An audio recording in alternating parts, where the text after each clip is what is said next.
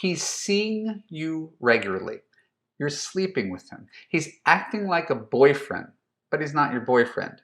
Welcome to one of the world's most common dating dilemmas. Join me on this Love You podcast to discover how to avoid this trap in the future and ensure that any man you're sleeping with is your boyfriend first.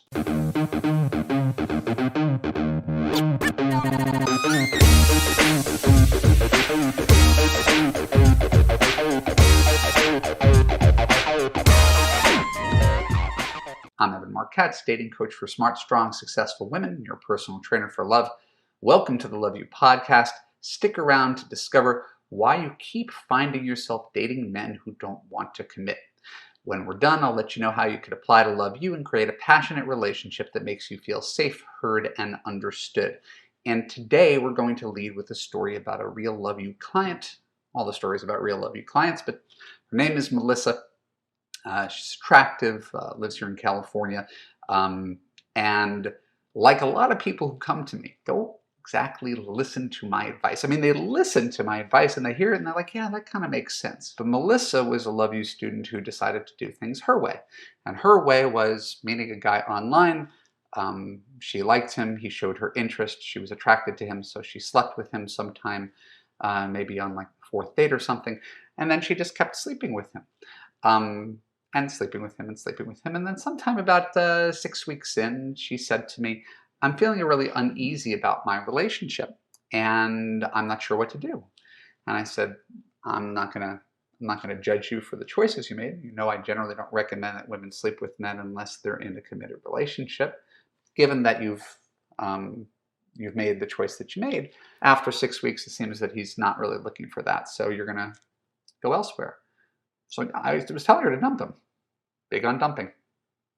She's like, no, I don't want to do that. So she keeps on seeing him and he's doing everything right. He is, for all intents and purposes, acting almost like a boyfriend. I'm not saying he's a bad guy. But when she confronted him at 6 weeks, he was hedging. He was saying things like, I'm not sure. Oh, here, actually, I now remember. He said that he doesn't choose whether someone's a girlfriend for 3 months. So he said that to her. He set a boundary. I will not make a girlfriend decision for 3 months. One of my clients generally is like, all right, see ya. You got all the information you need to decide if you want me as your girlfriend. My client says, all right, I think I'm just going to keep seeing him. So she keeps sleeping with him. And then 3 months go by.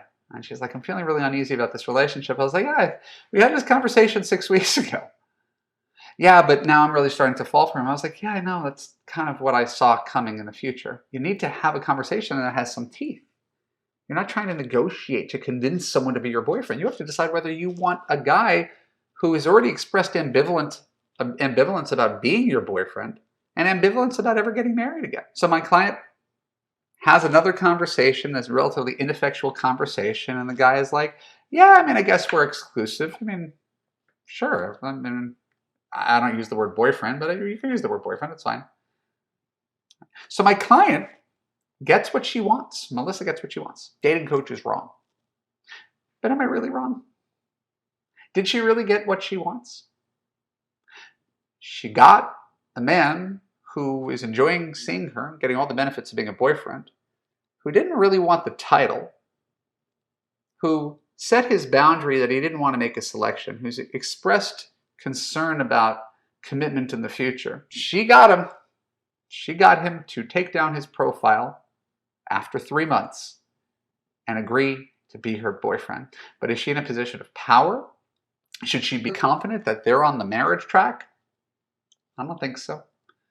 So she graduated with Love You. She learned a lot, but she did not take any of my advice. And I as far as I know, last time we spoke, which was, when she graduated, they were together. And they were together for 3-4 months or something like that. And I hope it works out. But I would not be at all surprised if the relationship where the ambivalent man expressed his ambivalence at the beginning ends up not turning out to be the love of her life when she's in her mid-30s and wants to have kids. And these are things that all could have been avoided if you go right back to the very beginning, where you start sleeping with someone who doesn't want to be your boyfriend, who hasn't expressed a desire to be in a relationship, who has mentioned marriage. The guys who like you, the guys who want love, marriage, and commitment, talk about it. The guys who don't talk about it, generally don't want it. Take that as your wake-up call. If you find that you're the woman who's constantly sleeping with men, seeing men who are active on dating sites and never use the word boyfriend, it's because you're choosing to keep on dating them instead of cutting your losses. And you could stop that right now. Got it? Good. My name is Evan Mark Katz. Thank you for tuning into the Love You Podcast. For more episodes like this on YouTube, click the subscribe button, ring the bell, and choose all to ensure you get notified whenever new content comes out.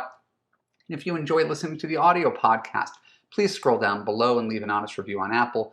More reviews equals more awareness of the Love You Podcast and more love in the world. Please share it with other people. And if you're interested in being a part of Love You and changing your love life, click on the link below to apply. Thank you, and I'll talk to you soon.